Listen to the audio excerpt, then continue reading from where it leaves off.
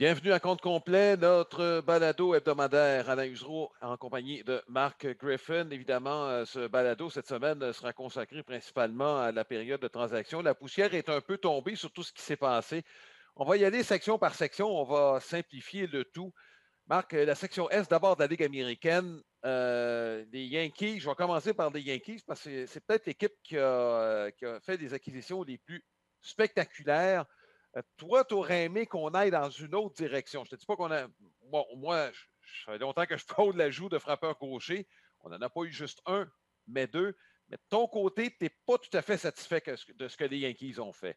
Ben, je dirais pas que je suis pas satisfait, dans le sens que si on s'était arrêté à Joey Gallo seulement, c'est sûr que j'aurais pas été satisfait. Là, en ajoutant Anthony Rizzo, bon, évidemment, tu vas pas chercher le voleur de but ou l'athlète qui va courir, mais tu vas quand même t'améliorer énormément au premier but. C'est un excellent joueur défensif aussi dans le cas de Rizzo. Alors, l'ajout de deux frappeurs gauchers, oui, c'est excellent. Je ne suis pas encore convaincu de Gallo, et pas parce que j'aime pas Gallo, parce que Gallo a de la puissance. Et malgré ses nombreux retraits sur des prises, il a un bon œil au bâton. Pourquoi? Parce qu'il soutire énormément de buts sur balle. Mais ceci étant dit, on reste quand même dans le format de l'équipe qui va marquer des points d'une manière, c'est-à-dire de frapper. On ne provoquera pas des choses, encore une fois, avec la vitesse ou passer du premier au troisième sur des simples. C'est correct, c'est comme ça qu'on s'est bâti, c'est comme ça qu'on veut rester de toute évidence. Bon, maintenant, ce qui est important de retenir du côté des Yankees, c'est que là, il va falloir se mettre à frapper. Ouais. Là, ben, on a balayé les Marlins, mais oups, on l'échappe contre les Orioles de Baltimore par la suite. Je sais qu'on vient d'arriver, puis ça va prendre un petit bout de temps avant que Gallo et Rizzo se sentent vraiment confortables. Mais on commence à manquer de temps, même s'il reste un petit peu moins de 60 matchs, ce qui semble beaucoup. C'est l'écart qu'on a creusé avec les équipes de première place ou l'équipe de première place. Il va falloir pas l'échapper trop contre les Orioles de Baltimore d'ici la fin de la saison. Oui, puis même dans le balayage contre les Marlins, je m'excuse, on n'a pas marqué beaucoup de points. Là. Ce sont les Exact. lanceurs qui ont tenu les Yankees là où ils sont présentement. Exactement. C'est pour ça que je parle là, que bon, est-ce que ça va prendre un petit bout de temps avant que tout le monde se sente confortable dans leur nouveau rôle? Je dois t'avouer que DJ LeMahieu m'inquiète. C'est un gros contrat qu'on a offert, 2 années. Évidemment, je peux comprendre les Yankees, il a tellement été bon l'année dernière. De penser qu'il pouvait répéter, c'est une chose, mais de penser qu'il est si loin de sa saison de l'an dernier, Des deux ça, dernières saisons, en fait. oui, exact. Mais ça m'inquiète un peu, honnêtement, du côté de LeMahieu, parce que là, l'échantillon commence à être assez grand. Là, on a joué les 2 tiers de la saison.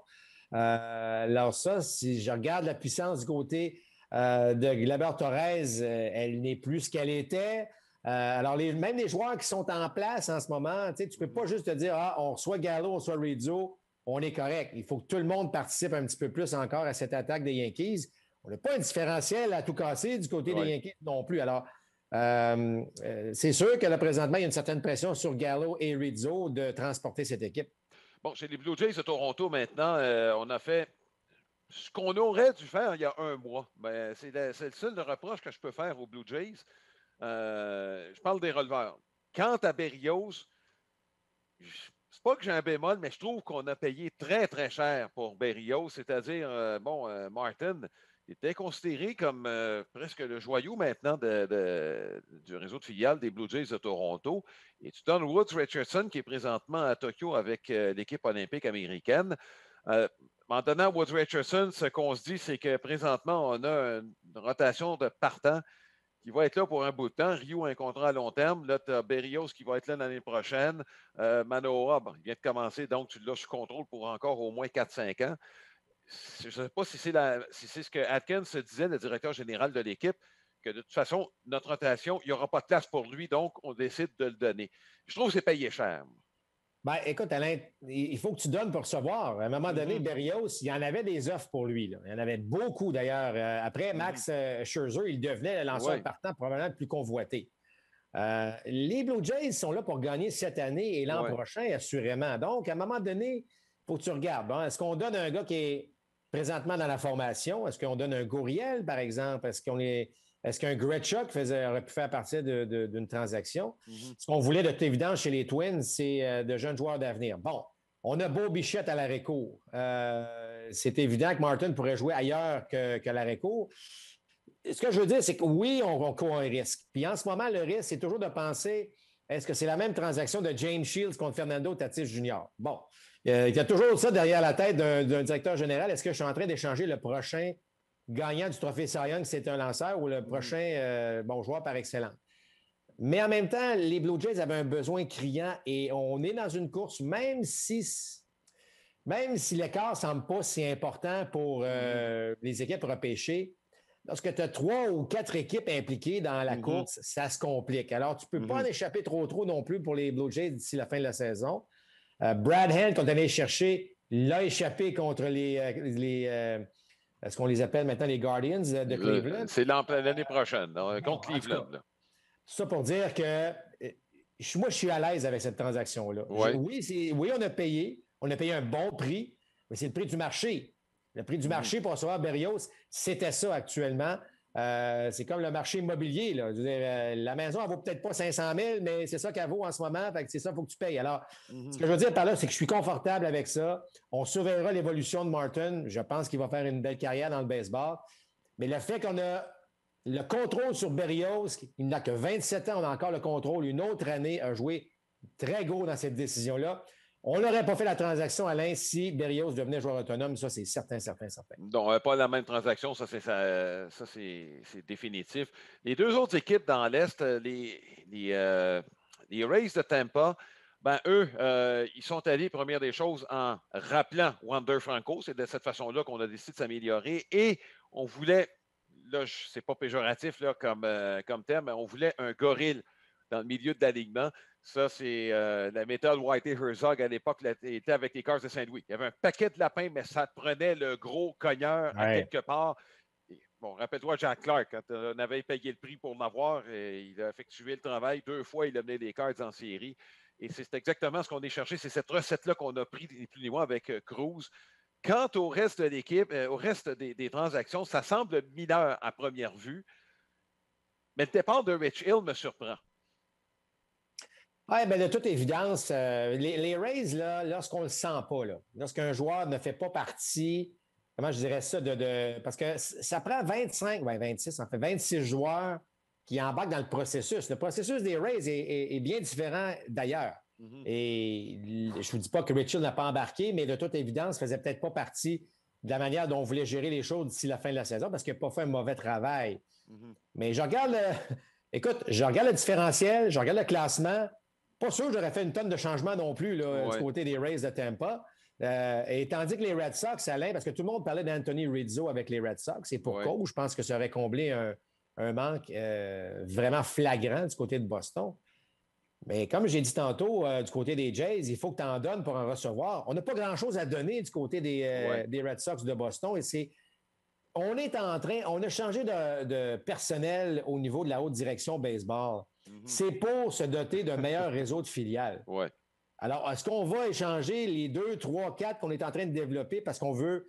On est à peu près là, je dirais, dans le milieu de peloton, puis peut-être même un petit peu plus bas au niveau de la qualité du réseau de filiales des Red Sox en ce moment. Donc, on est à rebâtir tout ça. Est-ce qu'on allait l'hypothéquer encore pour une couple d'années pour aller chercher Anthony Rizzo? On s'est dit que le pari n'en valait pas la peine présentement.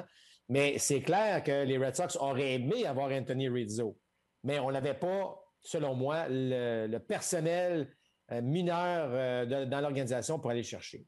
Oui, mais t'es pas mal pris là, avec Kyle Schwarber. S'il revient en pleine forme avec la séquence qu'il avait avant sa blessure, là, il vient de rater quelques semaines. Ça va peut-être lui prendre quelques matchs pour se remettre en marche.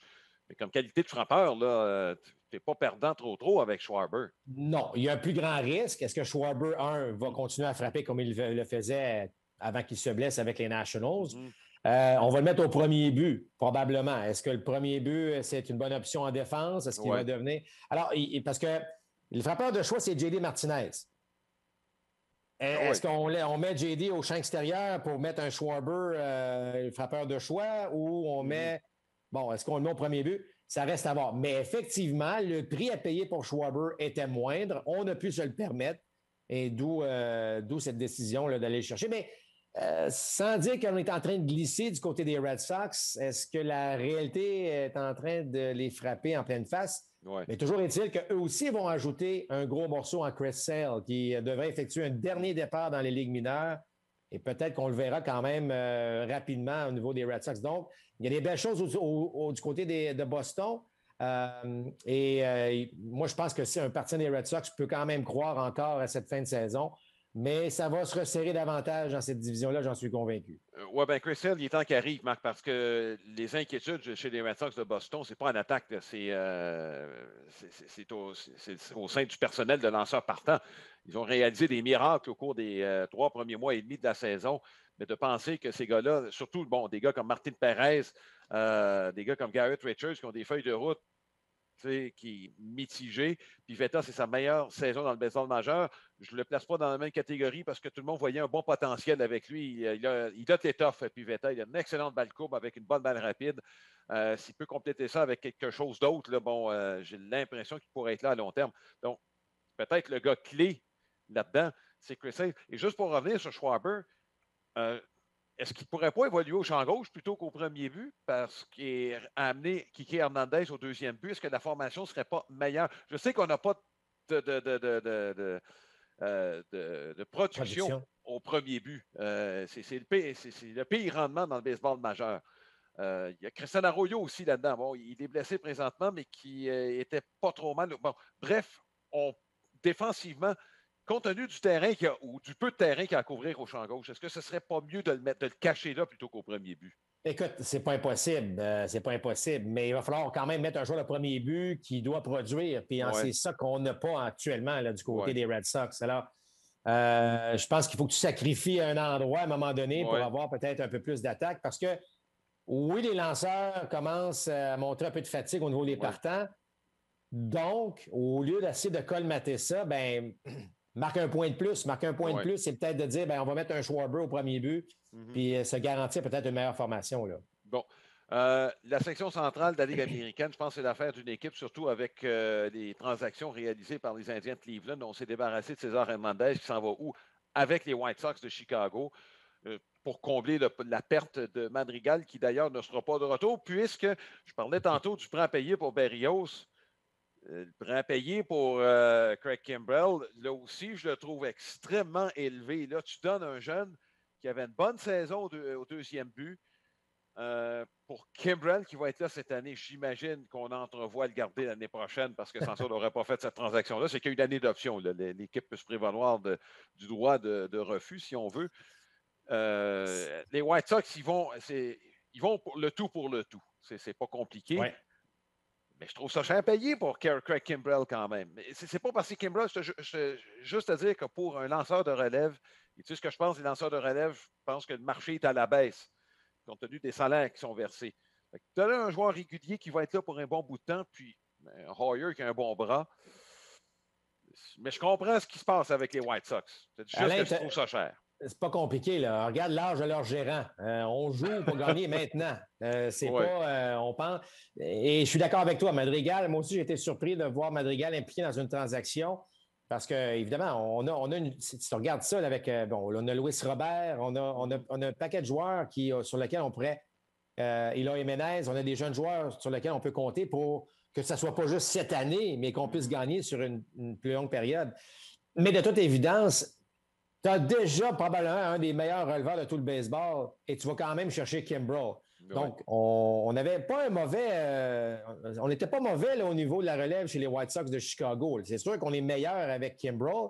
C'est pour ça que le prix aussi à payer, qui n'était pas nécessairement une position qui manquait cruellement aux White Sox. C'était vraiment pour rajouter de la profondeur. Donc, c'est vrai que pour ça, le prix est cher payé, mais tu l'as dit, on y va pour le tout pour le tout. Alors, le tout pour le tout, ça veut dire, mets-moi la meilleure équipe sur le terrain en 2021. On pensera à 2022 cet hiver, mais on voit la fenêtre du côté des White Sox et on se dit, c'est maintenant. Bon, chez les trois autres équipes, est-ce que Berrios est parti avec les Twins, mais moi, je m'attendais à un plus grand ménage que ça au sein de cette équipe-là. Je ne sais pas si, comme Donaldson et ce contrat, je pense qu'il y a encore 2 autres années, est-ce que ça fait peur à certaines équipes? Je m'attendais peut-être à ce qu'un Polanco aille ailleurs. Kepler, bon, un autre qui a un contrat qui a peut-être fait peur à d'autres équipes. Bref, je m'attendais à ce que ça bouge davantage chez les Twins du Minnesota, compte tenu de la saison catastrophique de cette équipe, dont les attentes étaient pas mal plus élevées. Là. Oui, d'accord avec toi qu'on aurait pu s'attendre à qu'un Trevor Story parte, qu'un Donaldson parte, mais à quelque part, Alain, c'est pas tout le monde qui veut récupérer un gros salaire, dans le cas de Donaldson, par exemple. Kepler, oui, effectivement, mais ça a été quand même un marché très actif. Et le problème dans ce temps-là, c'est que les joueurs tu ne veux pas juste t'en débarrasser, t'en débarrasser non plus. Là. Donc, à un moment donné, les offres ne venaient pas, les offres qui étaient probablement moins importantes là, du côté des Twins. On s'est dit, on est mieux de le garder puis de bâtir sur quelque chose d'autre par la suite. Là. Oui. Écoute, en tout cas, je suis du côté de Kansas City et Détroit, je pense qu'on est à peu près dans la même situation. Du côté des Tigers, pas question d'effectuer des gros changements cette année. On ne donnera sûrement pas de prospect. On veut s'en servir pour bâtir dans l'avenir. Et c'est la même chose à Kansas City. La Kansas City, tout ce qu'on peut dire, c'est que oui, Whit Merrifield est encore avec l'équipe, ce qui peut en surprendre plusieurs.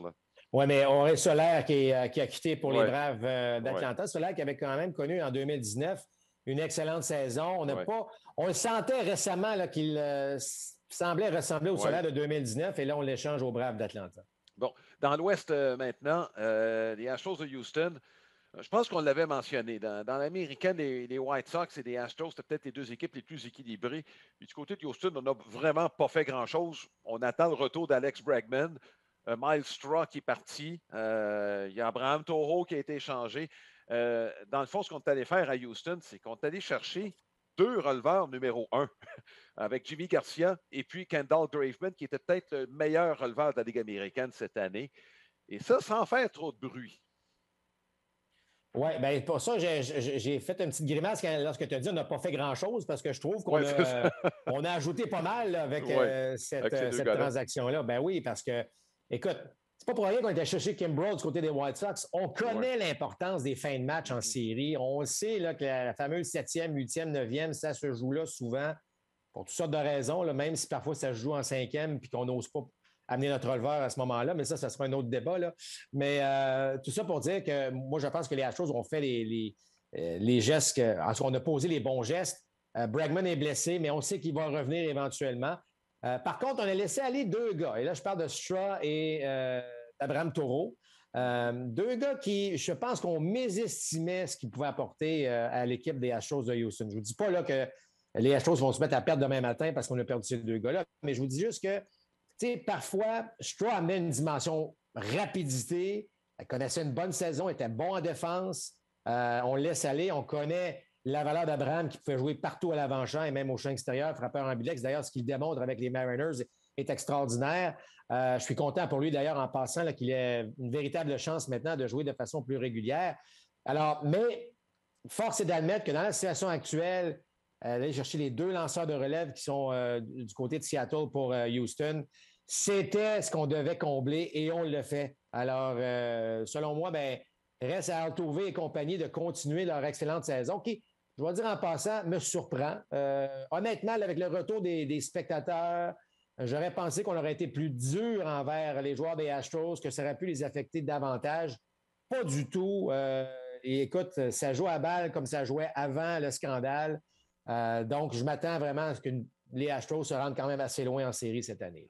Bon, habituellement, les Aces nous offrent une petite surprise. Cette année, on avait nos 5 partants. On était satisfait de ceux-là, même si Caprellin vient de se retrouver sur la liste des joueurs blessés. On a ajouté de la profondeur avec Harrison et Yann Gomes.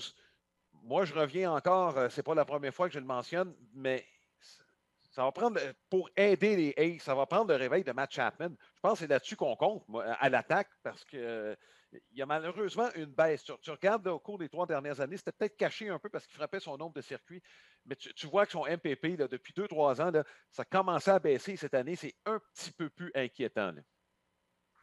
Oui, tu as raison de mentionner que c'est un petit peu plus inquiétant parce que là, on a un large échantillon quand même là, depuis quelques temps et il y a une baisse, effectivement. Est-ce qu'on peut reprendre ça au cours des 8 dernières semaines de la saison?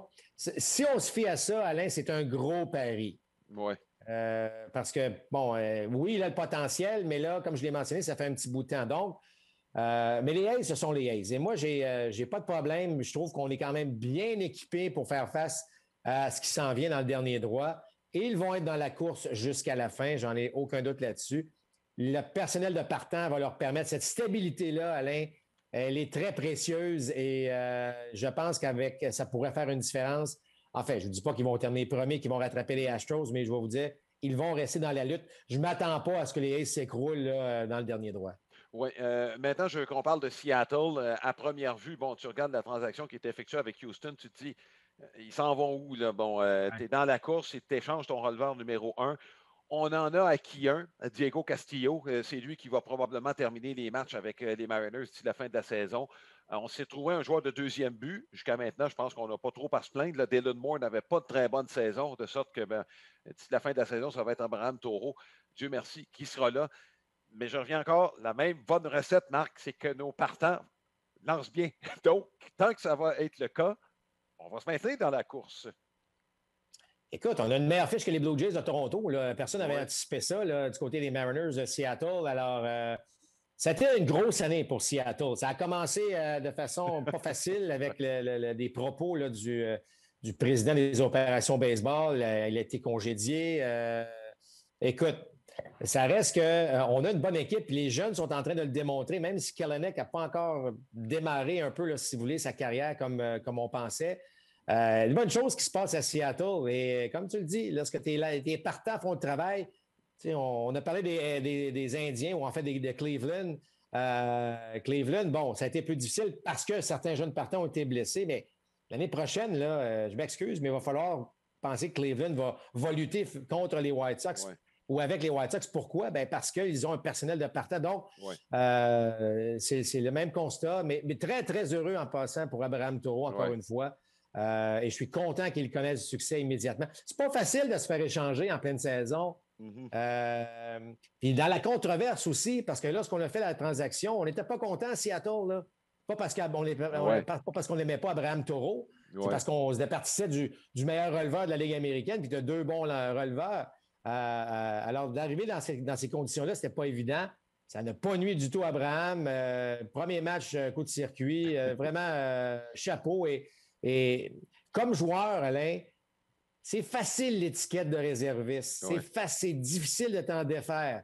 Et là, avec les Astros, de toute évidence, c'était ça.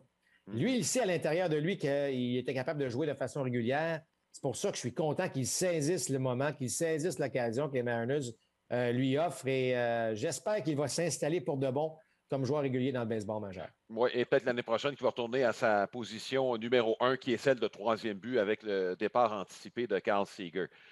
Dans la nationale, maintenant, bon, je ne sais pas si tu as un mot à dire sur les Rangers du Texas. C'est bon. Bon, c'est ça. Ça risque d'être difficile pour encore un petit bout de temps du côté des Rangers. Les Angels, regarde, il y a trop de fluctuations dans le rendement de l'équipe avec l'absence de Mike Trout qui se prolonge et on ne voit pas le moment où il va revenir. Donc, je pense qu'on a décidé de tourner la page de ce côté-là. Bon, puis c'est malheureux parce que qui ne veut pas voir Ohtani et Mike Trout en série? Donc, j'espère que les Angels, écoute, là, on a rappelé quelques jeunes joueurs. Bon, on n'aura pas l'impact nécessaire cette année, mais il faut trouver le moyen que ces deux joueurs spectaculaires-là se rendent en série. C'est ce qu'on veut voir. Ça serait tellement vendeur pour le baseball. Oui, le problème, évidemment, c'est que là, on a changé de régime il y a 2 ans. Joe Madden qui est arrivé. Et, tu sais, Marc, ça prend 5 ans avant de changer la mentalité d'une équipe. Et on a parlé la semaine dernière. Là, et quand je dis mentalité, c'est du premier joueur de la Ligue des recrues jusqu'au premier dans le baseball majeur. Et il y a de quoi qui est sorti la semaine passée sur ce qui se passe dans le réseau de filiales des Angels. Malheureusement, ça ne s'améliore pas. On va être pris dans cet engrenage à jouer pour 500 dans un avenir qui n'est pas juste rapproché, là, mais des 5, 6, 7 dernières prochaines années. Dans la nationale maintenant, il ne faut pas faire autrement que parler des Mets de New York. Les Mets sont encore premiers. Javier Baez s'en va avec l'équipe, s'en va retrouver son bon ami. Je pense que ce n'est pas exclu que cette acquisition-là soit à plus long terme. Je pense que les 8 prochaines semaines vont déterminer si Baez va demeurer avec l'équipe l'année prochaine. C'est toujours le cas, hein, lorsqu'on va chercher un joueur qui devient joueur autonome, c'est un peu une espèce de vente qu'on essaie de faire avec lui. Ouais. Non seulement on veut, évidemment, Baez dans le dernier droit parce qu'on est en première place, puis on veut s'assurer de cette première place-là, puis avec le retour de Lindor, là, je m'imagine mal un moins bon. Écoute, imagine-toi un milieu d'avant-champ avec Baez et Lindor. Juste à y penser, je trouve ça vraiment le fun. Oui, il est en audition, ça c'est clair, pour un contrat éventuellement avec les Mets de New York. C'est pas un marché évident, même s'il arrive de Chicago, aller jouer à New York, c'est pas nécessairement une petite taque dans la marche du dimanche après-midi. Là. Mais je pense que ça va faire du bien. Je suis convaincu, d'ailleurs, ça va faire du bien à Baez, joueur spectaculaire et qui a l'expérience, il faut le dire, des séries. Il a gagné une série mondiale il n'y a pas si longtemps. Et ça vaut quelque chose. Lindor, qui va être de retour, lui aussi, a participé à la série mondiale il n'y a pas si longtemps. Alors, soudainement, je trouve qu'on est en train de s'équiper pour veiller tard là, chez les Mets, même s'il y a toujours des défis avec cette organisation-là. Jamais facile. On regarde les problèmes de DeGrom, il ne lancera pas avant le mois de septembre. Même des problèmes avec le repêchage. Mais on continue de gagner et on va le dire aussi, Alain, là, on profite d'une année difficile pour la plupart des équipes dans cette division-là. Les Nationals qui ont liquidé, les Marlins qui ne vont pas aussi bien qu'anticipé, les Phillies qui pourtant ont la fenêtre, mais se cherchent et perdent des matchs qu'ils ne devraient pas perdre. Et les Braves d'Atlanta qui sont privés, évidemment, de Ronald Acuna Jr., entre autres, et de Marcell Ozuna. Donc, oui, on est en première place. Oui, on en profite. Mais là, on s'est équipé avec Baez, entre autres, je pense, pour se donner vraiment une belle option pour remporter cette division-là. Dans le fond, est-ce que le plan pour les Mets, c'était on survit jusqu'au retour des blessés? Quand je dis des blessés, là, il y a Carrasco qui a lancé en fin de semaine. Ça n'a pas été un mauvais premier match. Retour peut-être de Syndergaard, lui aussi, il y a un gros point d'interrogation. Est-ce que ce sera le cas?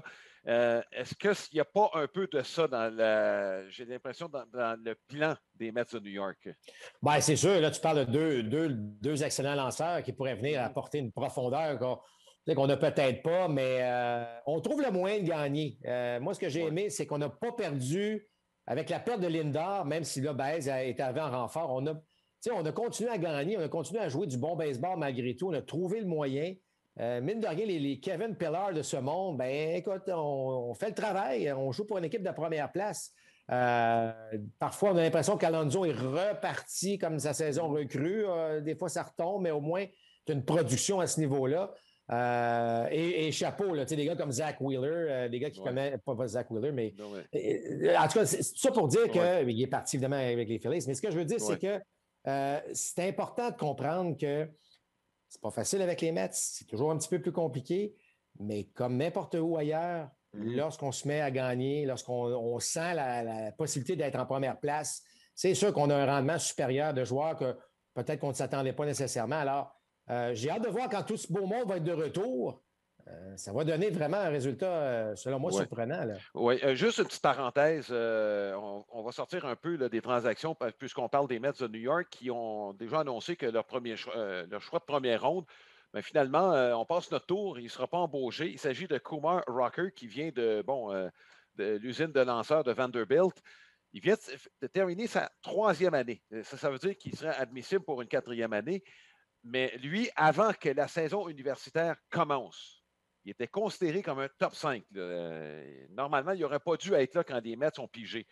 Il l'a été et on n'a pas été satisfait des examens médicaux. Il est représenté par le redoutable agent Scott Boras.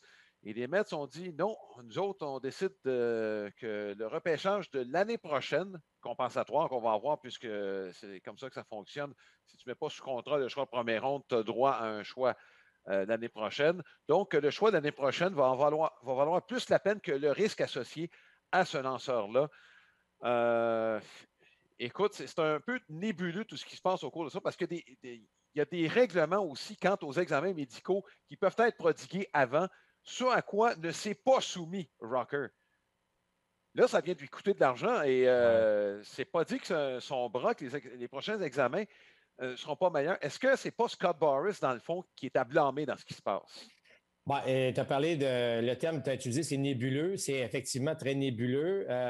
Moi, la question, c'est pourquoi il n'a pas passé l'examen médical? Tu passes l'examen médical si tu n'as rien à cacher. Si tu ne veux pas le passer, je sais qu'il y a un droit, là, mais si tu ne veux pas le passer, ça a tétillé les Mets beaucoup. Hein? Déjà qu'on était hésitants.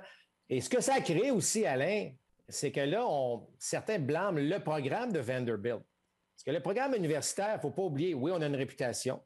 On veut gagner, là, on ne se le cachera pas. Là, on développe des jeunes, mais en même temps, on veut gagner, ça paraît bien pour l'université.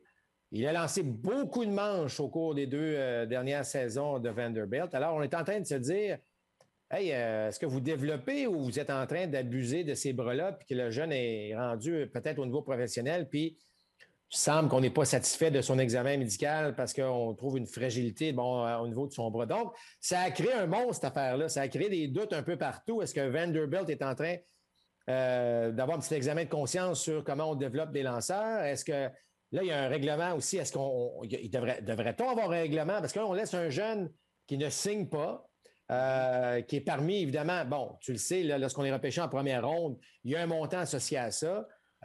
S'il n'est pas repêché, il ne peut même pas devenir joueur autonome. Ça, je pense, c'est en fait ce que je trouve injuste pour le jeune, c'est que là, il ne peut même pas jouer dans une organisation du baseball majeur.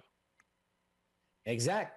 Alors ça fait mal. Alors là, il devra retourner au repêchage l'année prochaine. Qui sait qu'est-ce qui va se passer? Alors, il devrait avoir une règle, effectivement, que si tu ne le signes pas pour toutes sortes de raisons, au moins, rends-le disponible pour les autres équipes. Mais ce n'est pas le cas. Alors, le jeune est pris dans une situation plate. Bon, il n'a pas pris d'examen médical. Il peut se regarder dans le miroir pour ça aussi. Les Mets, Les Mets, ça avait le choix, là. Tu es en première ronde. Il y en a pas mal de joueurs disponibles. On a quand même décidé d'aller chercher un gars avec une controverse. On dirait qu'il fallait que ça tombe avec les Mets, c'est de toute évidence. Et effectivement, Scott Boras, ici, qui ne paraît pas très bien non plus. Donc, c'est un drôle de dossier, cette affaire-là. Ça fait éclabousser un paquet d'affaires qui... écoute, tant mieux si ça arrive, parce qu'on pourrait les corriger par la suite. Mais chose certaine... il faut conseiller peut-être aussi le jeune de passer cet examen. Moi, écoute, regarde, Alain, tu vas investir quelques millions de dollars, là. Pense un examen médical juste pour qu'on s'assure, puis après ça, on est correct. Je ne vois pas le problème de ça, puis le fait qu'on peut le refuser, donne ce que ça donne. Oui, deux choses. Premièrement, il y avait des signes annonciateurs. La vélocité de Rocker cette saison n'était pas au même niveau que l'année passée, à sa deuxième année. Et l'autre chose, c'est Scott Boras a indiqué qu'on avait nos propres examens et qu'il n'y avait rien d'anormal, rien de différent dans ces examens-là, comparativement aux examens d'il y a 3 ou 4 ans. Et tu parlais du programme de Vanderbilt. Je veux juste souligner qu'avant de faire ses débuts dans le baseball majeur, Walker Buehler a eu l'opération Tommy John, lui qui venait du programme de Vanderbilt. Donc, alors, tout ça fait un peu réfléchir, effectivement, Alain. Alors, tout ça se rattache à un moment donné. Un dossier qu'on n'a pas fini d'entendre parler, ça, je suis convaincu. Bon, on regarde les Braves d'Atlanta maintenant. Il n'y a pas un seul des 3 voltigeurs réguliers qui était avec l'équipe quand ça a commencé. On a commencé avec Acuna, Ozuna et Pache. Pache ne frappait pas assez pour justifier sa place. On l'a remplacé par Inciarte. Inciarte n'est plus avec l'équipe. On l'a libéré. Les deux autres, bon, Acuna blessé. Et Ozuna avec des problèmes hors terrain. Est-ce que ça va être assez pour être compétitif d'ici la fin de la saison? Parce que là aussi, les partants, on a Morton, qui ne fait pas du mauvais boulot. On se fie sur Morton. On se fie sur Drew Smyly. On se fie sur Max Fried. Après ça, c'est là que tu vois la bourde de Huascar Hinoa fait très, très mal. Je reviens sur lui parce qu'on ne parle pas beaucoup. Tu sais, les blessures qui font mal à une équipe, il n'y a personne qui parle de ce nom-là. Quand on regarde des équipes là, qui pourraient s'améliorer, si Hinoa est là, il a un rendement qui ressemble aux 2 premiers mois, je m'excuse, mais les Braves sont peut-être premiers présentement. Oui, tu as raison. Tu as raison de le mentionner. Puis on aurait souhaité que Soroka soit de retour, puis malheureusement, ça ne sera pas le cas non plus. Mais honnêtement, avec l'ajout de Solaire qui allait très bien et de Duval, écoute, soudainement, moi, je trouve qu'on a comblé des trous. Quand même, qui n'ont pas coûté trop cher et en tout cas, on va permettre aux Braves, je l'ai dit tantôt, là, il y a une fenêtre dans la Division S, même si les Mets sont en premier ou en première place. Il y a une fenêtre et Antopoulos, c'est pas le directeur général qui va dire non, écoute, on laisse passer cette année. C'est pas vrai. C'est que Freeman peut en donner même encore un petit peu plus. Il y a quelque chose et moi je n'aille pas du tout les transactions effectuées, même si c'est pas aussi spectaculaire qu'échanger un Rizzo ou un Bryant, là, ou un Baez.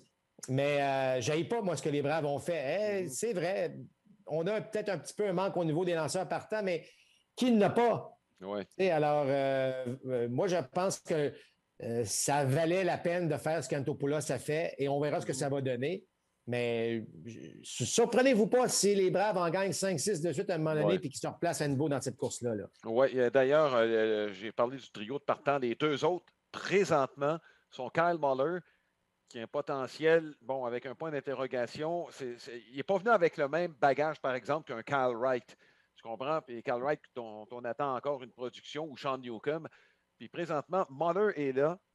Et l'autre, c'est Tiki Toussaint, qui, ces quelques matchs jusqu'ici, n'a pas fait trop mal. Puis lui aussi était considéré comme, comme faisant partie de ce jeune groupe ce groupe de jeunes lanceurs. Toussaint va bien. Est-ce que ça va durer? Je pense que c'est là que ça va se décider. Si ces deux gars-là demeurent dans la rotation et sont capables de jouer pour 500, les Braves peuvent surprendre d'ici la fin de la saison. Mais... Oui, Marc. Non, mais je suis d'accord avec toi, Alain. Puis comme j'ai dit, soyez pas surpris qu'ils en gagnent 4-5 ou une affaire de 8 sur 10 ou 11 sur 15 et soudainement vont se replacer de façon avantageuse avec l'équipe qu'ils ont mis en place. C'est sûr que c'est pas, comme tu l'as dit, pas du tout l'équipe qu'on avait anticipée en début de saison.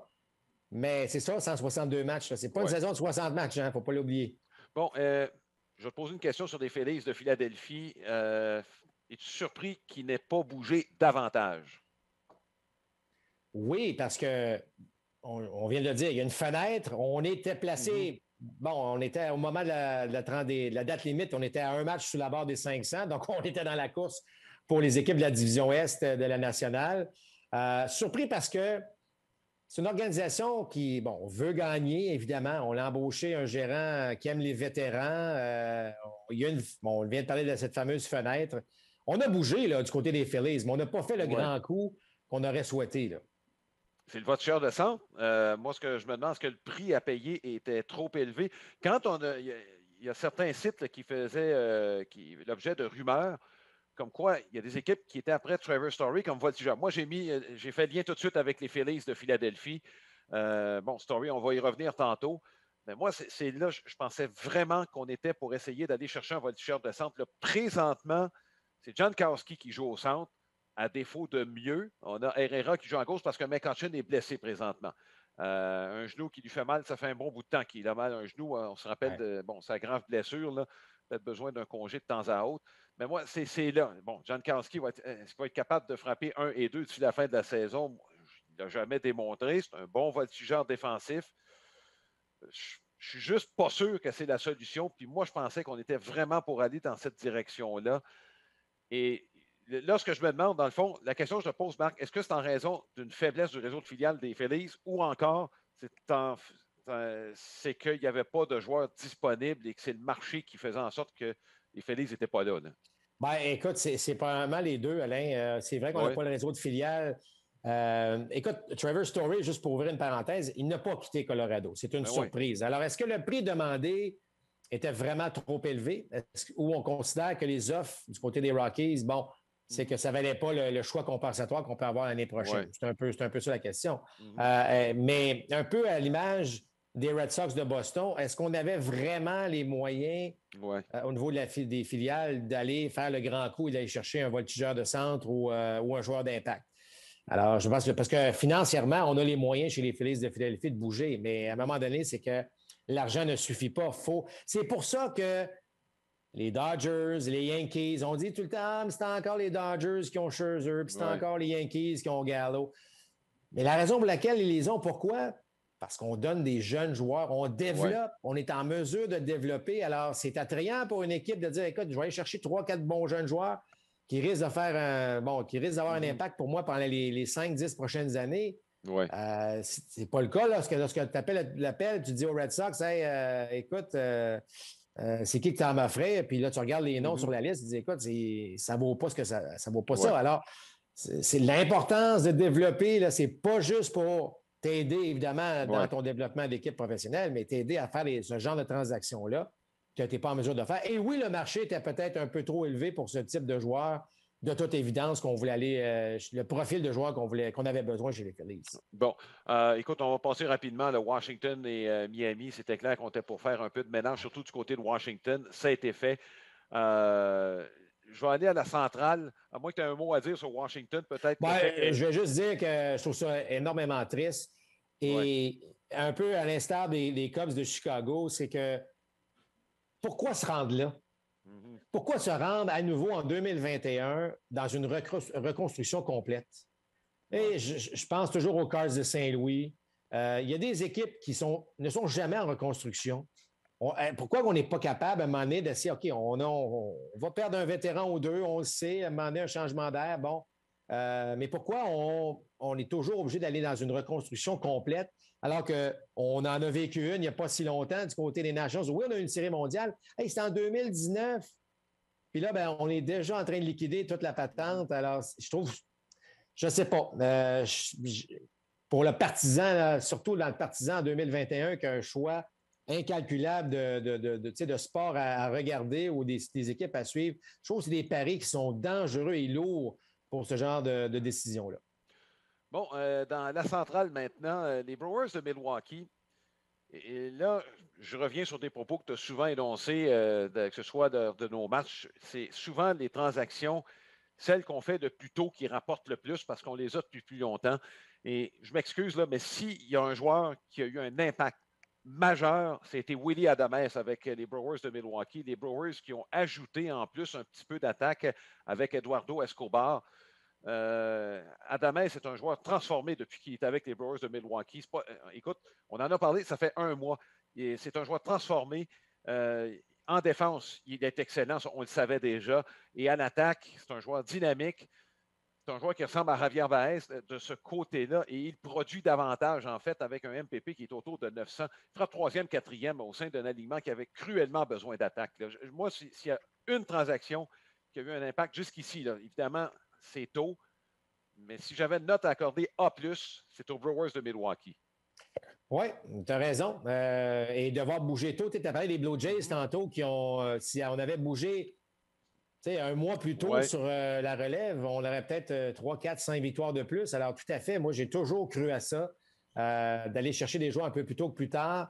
Et Adames est extraordinaire. Honnêtement, là, les séries commencent aujourd'hui, Alain. Tu ne veux pas affronter les Brewers, tu ne veux pas affronter les Brewers de Milwaukee. Puis là, je dis que tu sois les Dodgers de Los Angeles ou prenez la meilleure équipe de la Ligue américaine, si vous voulez, en série mondiale.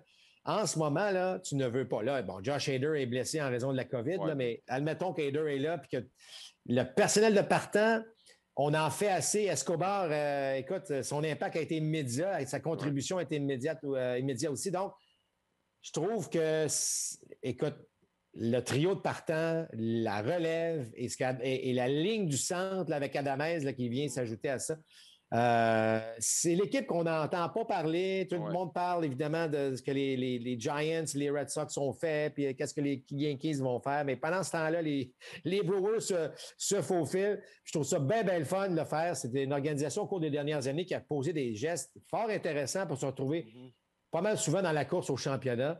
Bravo. Et puis, comme je l'ai dit, il n'y a personne en ce moment qui apprécierait les affrontements, surtout pas dans une série 3 de 5. Non. Les Cards de Saint-Louis, ils ont acquis 2 vétérans lanceurs. Je t'avoue que je me gratte la tête un peu. On est à 7 matchs et demi des Brewers de Milwaukee. Tu penses quoi de la façon dont les Cards, 6 matchs et demi même, j'avoue que je ne comprends pas tout à fait où s'en vont les Cards avec ça. Et là, je ne remets pas en question de ce qu'ils ont fait. C'est une des meilleures organisations du baseball majeur. C'est juste que je me dis, est-ce qu'on pense encore qu'on est dans le coup avec une équipe qui a des rendements là, en dents de scie? Ben, les Cards, j'en ai fait allusion tout à l'heure, mais moi, j'aime beaucoup ce que les Cards ont fait au fil des années. On n'abandonnera pas chez les Cards. Ce n'est pas l'organisation qui va dire à ses partisans, vous savez, il reste 2 mois, mais c'est terminé. Non, ça ne marche pas de même avec les Cards. On va se battre jusqu'à la fin. On a ajouté 2 vétérans lanceurs. On avait besoin de bras, de toute évidence. C'est pas pour l'avenir, c'est pour essayer d'avoir une meilleure fin de saison possible. On a des choses. Écoute, rappelle-toi le questionnement on s'est fait il y a à peu près un mois et demi, lorsque, bon, les succès de plusieurs anciens Cards, puis on s'est dit, hey, peut-être qu'on a des devoirs additionnels à faire. Alors, on va les faire, ces devoirs-là. Mais moi, je ne suis pas inquiet pour les Cards. C'est peut-être pas la meilleure année, c'est peut-être pas ce qu'on souhaitait. Mais ça reste que j'aime le fait qu'on se dit, hey, la saison n'est pas finie, il reste 2 mois. Si on va chercher ces 2 vétérans-là, ça va peut-être nous aider à avoir une bonne fin de saison et peut-être d'avoir le respect aussi que tu as pour les partisans. Moi, je reviens rapidement à ça, là, mais les partisans des Nationals et des Cubs, là, pas le fun ce qui arrive. Là, puis c'est pas demain matin que tu vas avoir une équipe gagnante. Alors, moi, je n'aime pas ce que les Cards ont fait. Je le respecte. On n'a pas donné grand-chose pour avoir ces gars-là. Alors, advienne que pourra, mais au moins on soutient pour avoir une fin de saison de qualité. Oui, on aura une certaine flexibilité financière chez les Cards, puisque quelques joueurs, là, je pense à Carpenter, entre autres, exact. qui deviendront joueurs autonomes et qui, bon, n'ont pas le rendement qui vaut au salaire qu'on leur donne. Pour parler des Cubs, on se doutait de ce qui était pour arriver. Ça a retardé la séquence de 11 défaites de suite, je pense, a convaincu les dirigeants, s'ils ne l'étaient pas déjà à ce moment-là. Il y a des propos qui ont été émis par Jed Hoyer, qui est le grand Manitou des Cubs de Chicago, qui nous laissent un peu perplexes. Lui s'est dit très frustré par la façon dont les choses se sont passées. Il y a le propriétaire aussi qui a émis un communiqué disant, remerciant les 3 joueurs et disant que ce ménage était nécessaire. Dans le fond, Marc, est-ce que tu vas me jouer la même cassette que ce que tu as fait avec Washington dans tout ça? Oui, mais le bémol que je vais faire là-dessus, c'est qu'on ne connaît pas tout ce qui se passe. Ouais. Et tu as parlé de Jed Hoyer, il a tenu aussi des propos qui mentionnaient le fait que ce que les joueurs, parce que les joueurs, évidemment, ont le gros bout du bâton. Hein? C'est eux qui sont populaires. Mais ce que Hoyer a souligné, c'est que pas certain que les gars voulaient rester tant que ça parce qu'on a fait des offres fort alléchantes et de toute évidence, on a conseillé, là, quand je dis on, probablement les agents, on a conseillé à Bryant, à Baez, à Rizzo, les gars, allez tester le marché. Il y a une nouvelle convention, Alain, collective qui s'en vient. Je ne sais pas, ça pourrait être mieux, ça pourrait être pire que ce que c'était pour les joueurs, mais j'ai l'impression qu'on avait une idée en tête et que peu importe ce que les Cubs allaient offrir, qu'on allait tester le marché. Alors, je peux comprendre un Jed Hoyer d'être frustré. C'est probablement la situation dans laquelle on se retrouve. Parce que, comme j'ai mentionné, on n'aurait pas dû se retrouver dans cette situation-là chez les Cubs. Je ne vous dis pas que les 3 auraient dû rester. Je vous dis juste que est-ce qu'on. Tu sais, je regarde des gars comme Baez, Bryant, c'est pas des gars âgés, là. C'est des gars qui ont encore beaucoup d'années de baseball devant eux. Est-ce qu'on aurait pu juste échanger un Rizzo pour dire écoutez, on va échanger un Rizzo, on va aller chercher quelques bons jeunes, on va recommencer. Tu sais, on n'a pas une mauvaise équipe, là. Mais je trouve ça dommage. Par contre, il faut connaître les 2 côtés. Et la version qu'on entend, c'est que, regardez, les joueurs ne voulaient pas rester. Voulaient, en fait, je ne dis pas qu'ils ne voulaient pas rester. Ils voulaient au moins tester le marché pour voir, connaître leur vraie valeur. Et si tu acceptes un nouveau contrat, ben, tu ne le sauras jamais. Il y a cette curiosité-là, parfois, qui fait que, à la limite, c'est même un peu malsain. C'est pour ça que la prochaine convention collective, Alain, ça va changer bien des choses parce que les règles vont changer.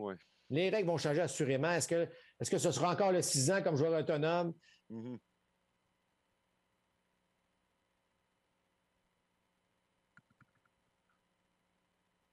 Oui, Marc, malheureusement, bon, il y en a des problèmes techniques ici. Je viens parce que j'ai pas. Bon, OK. J'ai juste perdu la fin de ton propos, mais je pense qu'on a compris l'essentiel. Juste brièvement, j'ai l'impression que chez les Reds de Cincinnati, on était prêt à faire quelque chose, mais le balayage contre les Brewers au retour du match des étoiles a peut-être déterminé ce qu'on allait faire chez les Reds. Oui. C'est pour ça que la date limite des transactions, selon moi, est parfaite maintenant, parce qu'il n'y en a plus d'autres. Même s'il y a eu des petites transactions, dites-vous que si les transactions après la date limite, c'est des joueurs qui ne sont pas sur la liste des 40. C'est pour ça qu'il pourrait y avoir des transactions. Là. Mais sinon, j'aime la date de transaction au mois de juillet parce qu'il reste assez de baseball ou pas assez, c'est selon le cas des équipes. Et c'est le moment de l'année où tu dis, écoute, je vends ou j'achète. C'est pas facile. Alors, dans le cas des Reds, on s'est peut-être fait prendre à ce niveau-là. Ceci étant dit, ce n'est pas une mauvaise saison du côté de Cincinnati. Je regarde ce que Joey Votto est en train de faire. Oui. Mais les Brewers dans cette division-là sont juste sur une autre planète présentement. Oui, puis les Pirates, il n'y avait pas d'attente de ce côté-là. Il n'y avait pas beaucoup de vétérans en demande. Le seul, je pense, il y a Richard Rodriguez qui est parti, ça c'était prévu. Il y a peut-être Polanco qui aurait pu quitter les Pirates de Pittsburgh, mais encore une fois, il y avait quelques années à son contrat, ça a peut-être fait peur à des équipes, comme c'est le cas Ouais, pour puis certains joueurs. on a perdu les Padres qui ont transigé avec les Pirates de Pittsburgh aussi. Mais je vais dire, on s'en vient pas si pire du côté de Pittsburgh. On est en train de se rebâtir une petite équipe qui va avoir de l'allure. On a des croûtes à manger, là. Mais on ne sera pas dernier encore plusieurs années. Ils sont en train de se bâtir une bonne petite équipe. Oui, ben, ça va être autour de Hayes et de Reynolds. Il n'y a pas de doute là-dessus. Dans l'Ouest maintenant, la transaction peut-être la plus spectaculaire, je sais que les Yankees avec Gallo, c'est à New York, là, donc on en a beaucoup parlé, le duo italien, là, Gallo et Rizzo. Mais chez les Dodgers, écoute, c'était une transaction majeure. On a acquis Max Scherzer, c'est correct. Mais là, on est allé chercher Trey Turner et ça a des répercussions qui vont aller au-delà de cette année. Moi, la première réaction que j'ai eue, c'est OK, c'est-tu bye-bye déjà, Corey Seager? Là, tu as une saison à finir, puis tu sais que c'est fini. Là. J'ai de la difficulté avec ça, Marc. Ben, écoute, Alain, tu vois, c'est pas si fou que ça. C'est-à-dire que je comprends ce que tu dis. Mais moi, là, c'est le dossier Cody Bellinger qui me fait peur. Oui. Et si Trey Turner accepte de jouer au chanson, parce qu'il est un excellent athlète, il peut jouer au chanson. Oui. Ah, un instant, là. Là, tu commences à avoir une ligne du centre qui a de l'allure, là, si tu re-signes Seager. Là, je comprends là, que les Dodgers, la masse salariale, oubliez ça, là, c'est n'importe quoi. On paie la taxe de luxe, c'est correct. Il n'y a pas de plafond, on en profite. On paye cher, par contre, la taxe de luxe, mais c'est correct. Les Dodgers ont les moyens de le faire. Alors, c'est pas toujours. Bon, je comprends, Seager a dû réagir à un instant. Là. On va chercher un gars de même, mais c'est pas si fou que ça parce que moi, c'est le dossier Cody Bellinger. Il ne frappe pas, Alain, mais pas du tout. Là, il est en santé. Ça m'inquiète. Qu'est-ce qu'on va faire avec ce gars-là? Oui, c'est un gars qui non seulement était joueur par excellence, mais bon, pouvait. L'âge qu'il a et tout, tu sais, tu as l'impression qu'il avait une carrière de 10, 12, 15 ans devant lui, mais là, très inquiétant. Alors, c'est plus de ce côté-là. Le Turner vient combler un manque qu'on avait parce que, honnêtement, Cody Bellinger nuit aux Dodgers actuellement. C'est pas les farces, là. Au cours de les 3-4 dernières semaines, c'est une moyenne qu'il faut à peine le 100 dans le cas de Cody Bellinger. Alors, c'est pour ça qu'il faut faire attention. Je sais qu'on a donné aussi beaucoup. Il faut dire que Max Scherzer était en forte demande, surtout pour les équipes de la côte ouest. Alors, dites-vous que c'est pas juste il faut que je prenne en plus Turner pour avoir Scherzer. C'est pas du tout le cas. Il y a une raison derrière ça. Et je vous dis, c'est pas si fou que ça. Je serais pas surpris, moi, qu'on retrouve Turner au champ. Pas Turner, mais bien. Taylor? Non, le joueur d'Areco qu'on vient d'aller chercher. Là. Oui, Trey Turner. Oui, c'est ça, Trey Turner. J'ai eu un petit blanc pendant ça. J'ai pensé à Turner au troisième but. Alors, tout ça pour vous dire que c'est pas si fou que ça, cette transaction-là. On verra ce que ça va donner. Mais ce que les Giants ont fait, c'est ce qui a motivé la transaction. Parce que, bon, on va quand même bien chez les Dodgers. On a un différentiel extraordinaire. On est devant les Padres de San Diego. Tout le monde pensait que c'était une lutte à deux équipes. Mais ce que les Giants ont fait, ont forcé la main aux Dodgers de bouger. Puis ça va sûrement les aider, évidemment, parce que moi, j'aime beaucoup Trey Turner. Oui, et juste pour enchérir sur Bellinger, c'est qu'il y a eu des fluctuations importantes de saison en saison dans son rendement. C'est pas quelqu'un qui va nous. Tu commences la saison, bon, c'est 30 circuits, 100 points produits. Attends une seconde, il y a des saisons et quelques performances pendant les séries qui nous ont laissé un peu sur notre fin de la part de Cody Bellinger. Je pense qu'effectivement, il y a peut-être quelque chose là. Ceci étant dit, Marc, je vais renchérir là-dessus. Est-ce que Seager va demeurer avec les Dodgers? Il y a plusieurs contrats là, Jansen, moi, je ne pense pas que Jansen revienne à ce salaire-là. Ça ne s'est pas bien passé au cours des dernières semaines pour lui. Kershaw, son contrat vient à échéance. On va avoir un besoin comme dans ça partant. Est-ce qu'on le ramène au même prix? Tu comprends? Donc, il y a des décisions à prendre chez les Dodgers. C'est pour ça que je me dis, cette transaction-là, oui, les répercussions disent que tu vois à long terme. Il y a une logique derrière ça. Mais du point de vue de Seager, là, il arrive quoi, là? Ben, on a peut-être déjà une idée, Alain. Peut-être qu'on Ouais, le clan Seeger a déjà mentionné on veut tester le marché. Je ne sais pas, là, une information ouais, qu'on ne connaît pas. Ou le fait qu'on a déjà amorcé des pourparlers, puis on l'a dit à Seeger, ouais. fais-toi-en pas, le Turner, ça vaut chancelante. Tu sais, on ne le sait pas, là. Mais c'est sûr que la première chose que j'ai pensé aussi, c'est de dire, oh, est-ce que c'est signe que Seager, on ne le retient Mhm. pas puis on ne veut plus? Moi, je pense pas. Je pense que les Dodgers tiennent à Seager. Ouais, Turner vient évidemment combler un besoin qu'on a ouais. immédiatement. Mais tout à coup que ça fonctionne dans le cas de Turner, là, tu te retrouves avec Turner au champ centre, Mookie Betts dans la droite, puis tu as Seager à l'arrêt-court. Ça coûte Ouais. cher, mais c'est bon en temps. Bon, les Giants, c'est Chris Bryant qui est arrivé là-bas avec, bon, c'est un rendement tout à fait inattendu. On est rendu à 4 mois dans la saison. Il reste, bon, une soixantaine de matchs, une cinquantaine. Là, Bryant s'en vient, il devient le meilleur frappeur de l'équipe. Il ne faut pas se leurrer, là, avec une formation qui aguerrit, expérimentée, qui sait où il s'en va. Il faut dire qu'on avait peut-être les Giants, on avait, je te dirais, peut-être un peu d'avance sur les autres équipes. C'est qu'il y avait, bon, il y a une familiarité avec la direction des Giants de San Francisco puis celle des Cubs de Chicago. Je pense que ça a contribué à la venue de Chris Bryant avec les Giants. À long terme, qu'est-ce que ça va faire? Regarde, on n'en a aucune idée, il devient joueur autonome. Mais quand tu parles de transactions, de joueurs qui arrivent et ça vient de nulle part, là, ça en est une, ça.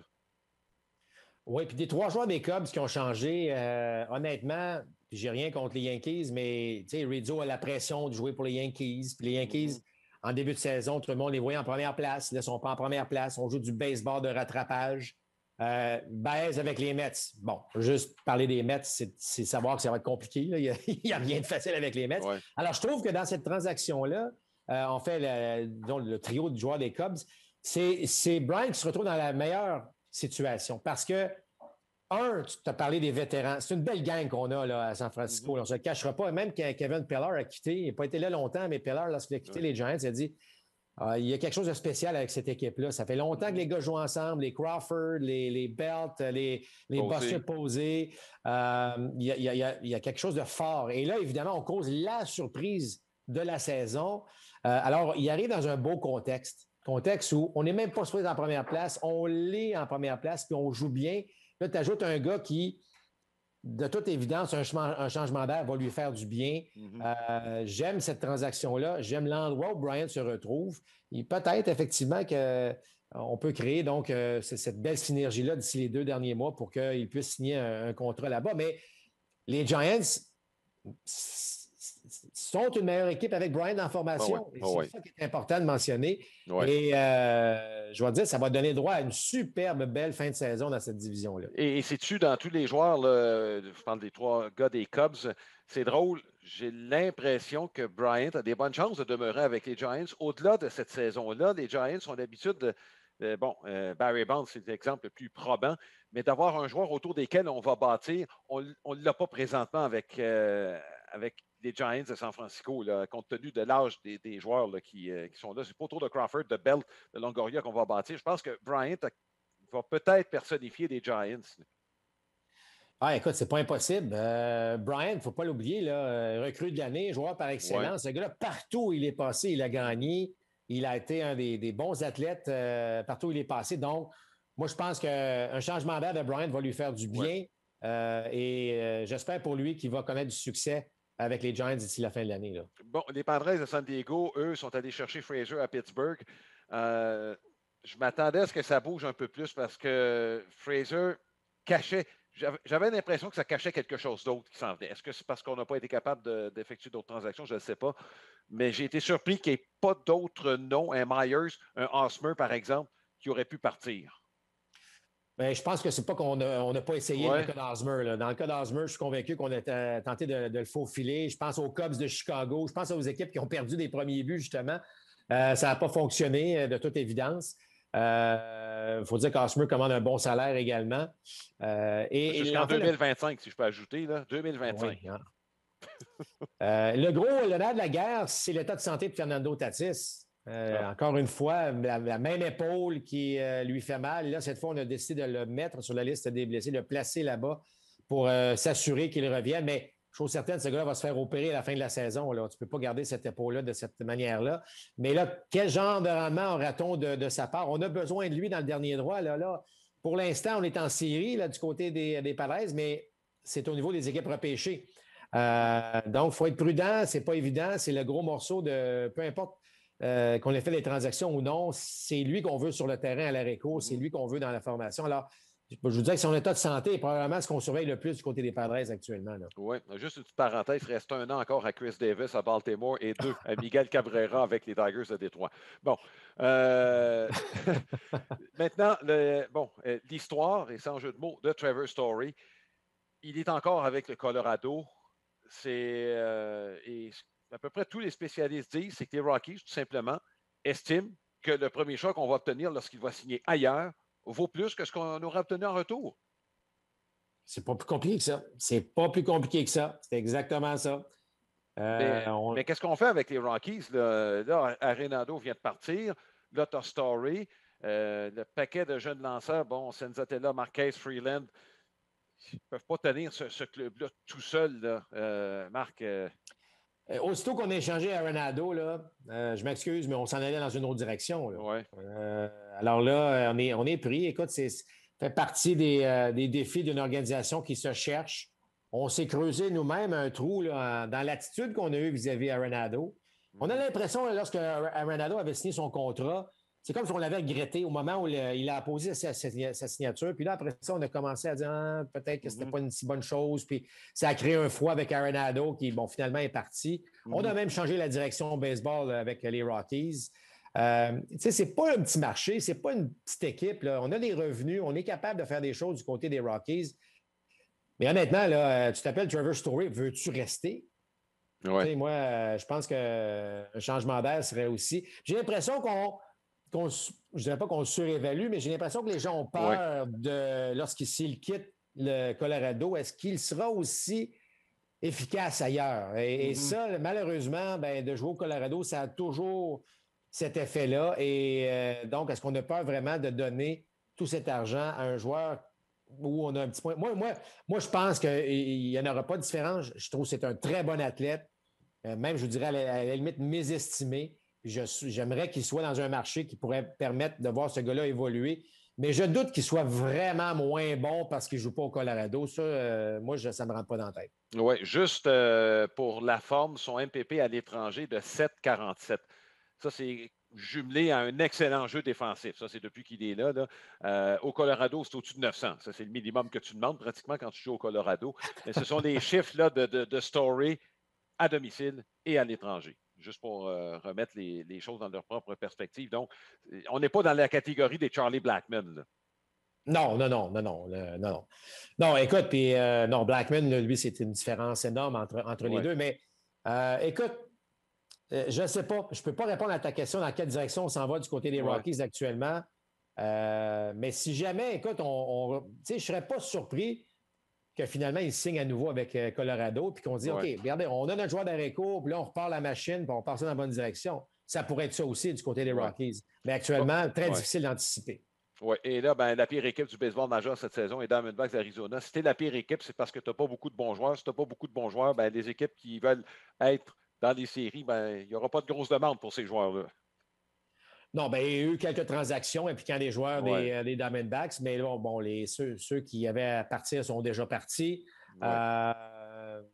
C'est pas facile. Hein? Je vais vous dire une chose, là, je regarde cette division-là avec les Rockies et les Diamondbacks, entre autres. C'est pas. Moi, je trouve ça, honnêtement, je trouve que c'est pas de bon augure, Alain, avec la convention collective. Il y avait beaucoup trop d'équipes à la pause du match des étoiles, à la date limite des transactions qu'on avait déjà éliminées. C'est pas bon pour le baseball, ça. C'est le fun de voir que les Red Sox, les Yankees, les Dodgers, les Cubs, pas les Cubs cette année, mais en tout cas, les gros marchés, ça va bien, on parle de baseball, mais c'est pas bon de savoir que 10, 12 équipes, après 2-3 mois de la saison, qui n'ont aucune chance. Personne n'est gagnant là-dedans. Oui, je suis bien d'accord. Marc, on va terminer. On n'a pas le choix, je pense, de parler de la première semaine du tournoi de baseball olympique qui nous a réservé du baseball de qualité. Il n'y a pas eu beaucoup de matchs à sens unique. Et là, on est mardi, on vient tout juste de faire probablement le match le plus spectaculaire du tournoi entre Israël et la République dominicaine. Il reste 4 équipes en liste. Il n'y a pas de surprise. C'est les 4 équipes, je pense, qu'on voyait à la tête. Les 2 équipes asiatiques qui, d'ailleurs, vont se battre pour place pour la médaille d'or dès le départ. Il n'y a pas de surprise quand tu regardes la façon dont les équipes ont été composées. Je te dirais, ce que je retiens, moi, personnellement, de ce que j'ai vu, c'est que la République dominicaine a été compétitive dans tous les matchs, même contre les bonnes équipes. Puis si cette équipe-là se replace défensivement, si on joue avec, écoute, avec un peu plus je te dirais, pas de cocologie, mais c'est parce qu'on s'est battu soi-même. Je ne sais pas comment transmettre ça, parce qu'on a du bon monde.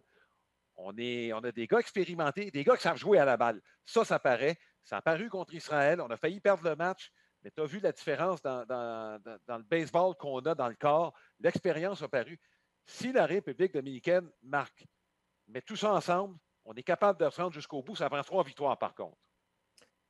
Oui, on n'a pas choisi le chemin le plus court pour se rendre à la ronde des médailles. Ouais. En fait, on n'aurait même pas dû perdre du côté de la République dominicaine. Je regarde chacun des matchs, là, on aurait dû les gagner, tous les gagner. Puis quand je dis on aurait dû, c'est sans faire trop compliqué. Là. Je ne parle pas de dire que si on avait frappé 2 grands chelems, là, je vous dis juste si on avait fait les jeux de base ou retiré un frappeur de plus à un moment donné, on aurait été en mesure de gagner tout ça. Ouais. C'est peut-être l'équipe qui pourrait se faufiler, Alain, dans la ronde, dans les équipes qui pourraient aller jusqu'au match de la médaille d'or. Honnêtement, je ne suis pas impressionné par la Corée du Sud ni le Japon. Bon, écoute, Marc, c'était ma prochaine question, puisque tu me devances. J'aimerais que tu me parles du calibre de jeu qu'on a vu des 2 équipes asiatiques, qui sont des équipes d'étoiles de leur ligue respective. C'est du très bon baseball. On s'applique. Il n'y a pas beaucoup d'erreurs, mais il n'y a pas de lanceur de puissance. Il n'y a pas personne là, qu'on a vu, Alain, qui va arriver et qui va aller chercher le gros retrait sur des prises. Assurément, je parle. Tu sais, d'arriver, le gars qui lance 100 000 à l'heure puis qu'il termine ça. Là. Je ne dis pas que c'est garanti lorsque vous lancez 100 000 à l'heure, mais on n'intimide pas tant que ça lorsqu'on a, par rapport aux lanceurs qu'on amène au monticule. On a fait du bon travail. Là. Je vous dis juste que on n'arrive pas avec un Shohei Ohtani, par exemple, là, qui peut être dominant. Offensivement, il y a eu on a marqué des points par bourré, mais on voit ce style asiatique. Il frappe beaucoup de balles au champ opposé. On essaie de courir. Il y a beaucoup d'amortis. Donc, ça donne droit du bon baseball. Mais on n'a pas vu de claque comme, je ne sais pas, Juan Francisco, par exemple. C'est incroyable, la claque en plein chanson. Tu sais, des gars qui sont capables aussi, de temps en temps, d'arriver avec le gros coup de circuit. Il y en a, là. Je veux dire, je ne dis pas qu'il n'y en a pas. Mais je m'attendais un petit peu plus. Honnêtement, je m'attendais à une domination un petit peu plus de la part du Japon et que la Corée nous offre. Tu sais, honnêtement, la Corée, là, si tu regardes ces matchs, on était un peu chanceux. Je ne sais pas si tu es d'accord avec moi, là, mais on s'est faufilé avec des victoires qu'on n'est peut-être pas l'équipe qui a le mieux joué. Là. On a réussi à gagner. Je suis un petit peu déçu parce que, évidemment, vous comprenez que si les Américains ou la République dominicaine avaient eu leur meilleur joueur, je pense qu'on n'aurait pas trop de misère à passer au travers. Ceci étant dit, c'est pas beaucoup de baseball, c'est pas sur une longue saison. Il peut y avoir des surprises. L'Israël a fait en causer toute une. Parce qu'on est passé bien. On est passé à 3 retraits de battre la République dominicaine et d'éliminer ce pays-là. Alors, tout peut arriver dans ce tournoi. Le Mexique est sorti rapidement aussi. Ça a été une surprise. Je me serais attendu que le Mexique soit une des équipes qui soit en mesure au moins de passer au travers ce premier tour. Mais écoute, j'aime ce que je vois. C'est du baseball qu'on voit moins. Beaucoup d'amortis. On a vu ce qu'on appelle des slap bunts. On a vu Bonifacio faire une feinte d'amorti puis de frapper un double finalement par-dessus le joueur le 3e but. Donc, je trouve que c'est de la bonne balle. Puis honnêtement, les 4 équipes qui restent devraient nous donner aussi un bon spectacle d'ici la fin. Oui, et si vous voulez voir des longs circuits, tu as raison, Marc, là-dessus, là, juste pour remettre les choses dans leur perspective, Juan Francisco en a sorti une qui était sur tableau indicateur qu'on n'aperçoit même pas dans l'écran lorsqu'on voit la clôture du champ-centre. Et petite note aussi pour Juan Mieses, qui, lui, l'a frappé dans un moment extrêmement important. C'est par-dessus les sièges du champ gauche. En fait, il l'a admiré pendant quelques secondes, Mieses. Donc, on a profité. Et c'est du baseball émotif, Marc. pense qu'il y a un petit quelque chose à aller chercher là, du côté du baseball nord-américain de ce qu'on voit. Là. Ben, écoute, moi, là, je vous le dis, je souhaiterais tellement que lorsque le baseball sera de retour dans les. Je ne sais pas si ce sera ce sera sûrement pas les prochains Jeux, mais Ouais. dans 8 ans à Los Angeles, possiblement que le baseball fera partie. Mais il faudrait trouver une solution pour voir les meilleurs au monde parce que oui, il y a de l'émotion qu'on ne voit pas nécessairement. Je ne dis pas qu'on ne joue pas pour notre uniforme lorsqu'on joue dans le baseball professionnel, mais lorsque tu représentes ton pays, il y a quelque chose de plus un peu plus émotif, un peu plus personnel. Puis ça, c'est rafraîchissant de voir ça. Oui, et tu sais, la solution, Marc, c'est sur le long terme. Il faudrait que ça fasse partie des mœurs. Autrement dit, que le tournoi olympique fasse partie des mœurs. On le sait, aux 4 ans, on va jouer aux Jeux olympiques. Tu peux continuer la saison quand même. Là. Je veux dire, il y a assez de joueurs pour dire, bon, ça arrive au soccer. Regarde, le club de Montréal, ben, la saison se poursuit même s'il y a des joueurs qui sont appelés dans leur équipe nationale respective pour des tournois, que ce soit pour la Coupe du Monde, pour des tournois de qualification là, pour les Olympiques et tout ça. Ça arrive dans d'autres sports. Il n'y a pas de raison que ça n'arrive pas. C'est sûr que les meilleures équipes vont perdre plus de joueurs, ils ont des meilleurs joueurs. Ça va peut-être juste resserrer. Alain, tu peux, avec une règle, dire écoute, on va prendre les meilleurs, mais on ne peut pas en prendre, je ne sais pas, là, je dis n'importe quoi, là, mais on n'en prendra pas plus que 2. Je dis, tu sais, ça peut être 2, ça peut être 3, là, bon, je ne sais pas, mais on peut limiter ça. Parce qu'il faut juste penser parfois à l'image que ça peut donner, l'image complète. Juste pas dire, ben ouais, mais là, moi, pendant 2 semaines, je vais perdre mon meilleur joueur. Je comprends, là, qu'il y a beaucoup d'argent impliqué, j'ai pas de problème avec ça, mais imagine-toi qu'est-ce que ça pourrait donner à l'ensemble du sport, du baseball lui-même, de faire découvrir. Je me répète, là, mais la classique de baseball, c'est vraiment bon. Là. On fait des bonnes choses, mais on joue au mois de mars. Ce sont les amateurs de baseball qui la suivent. Tandis que les Jeux olympiques, c'est ça qui permet au monde entier de découvrir d'autres sports et peut-être que tu découvres d'autres partisans, tu montes ton sport à un autre public. Et ça, je pense qu'on le néglige. On mésestime l'impact que ça pourrait donner pour le sport. Et écoute, même, je parle d'aspect financier. Je m'excuse, mais d'étendre le baseball un peu partout dans le monde, là, il y aura un aspect financier qui pourrait rapporter gros au baseball majeur. Là. La casquette des Yankees, là, c'est pas juste aux États-Unis qu'elle pourrait se vendre. Écoute, tu as tout compris, mais parfois, le seul problème, Alain, c'est qu'on regarde nos poches à nous là, par organisation au lieu de penser globalement. Puis, je dirais qu'on a d'autres chats à fouetter actuellement dans le baseball là, avec la nouvelle convention collective, mais je vous garantis que si le baseball majeur, le commissaire du baseball appelle le comité olympique et dit, écoutez, savez-vous quoi, là, à partir de maintenant, là, on va en faire une pause durant vos Jeux, mais on va participer. Je vous garantis qu'il y aurait du baseball aux 4 ans aux Jeux olympiques. Je pense que oui. Puis, tu parlais tantôt, bon, il y a une limite par joueur. Là. Mais je m'imagine les Yankees qui reçoivent un appel du Canada. Ben, on va avoir Jamison Taillon, puis les Américains, on va avoir Garrett Cole, puis la République dominicaine, on va avoir Domingo Germán. Oups, tu as 3 lanceurs partants, puis le Venezuela qui veut Gleyber Torres. C'est ce genre de situation qui pourrait arriver, mais je pense que c'est le prix à payer ne serait pas si élevé que ça. Ce serait pour 2 semaines. Le prix ne serait pas si élevé que ça, compte tenu de ce que tu pourrais avoir en retour. Écoute, c'est pour moi que tu as à convaincre, Alain, mais je pense que tu pourrais quand même aussi limiter le nombre de joueurs. Je pense qu'il y a un moyen créatif de faire. Bon, écoute, Marc, on va se reparler la semaine prochaine. Le tournoi olympique va prendre fin et d'ici là, ben, les joueurs qui ont été échangés depuis la fameuse date de transaction se sont installés, puis on verra s'il y a des nouvelles tendances. Ceci dit, Marc, nous, on se revoit sous peu puisqu'on fait le tournoi olympique ensemble, le tournoi qui va se terminer dans la nuit de vendredi à samedi pour les 2 matchs de médailles. D'ici là, écoutez, d'ici notre prochain balado, on vous souhaite du bon baseball. Il y en a encore à RDS.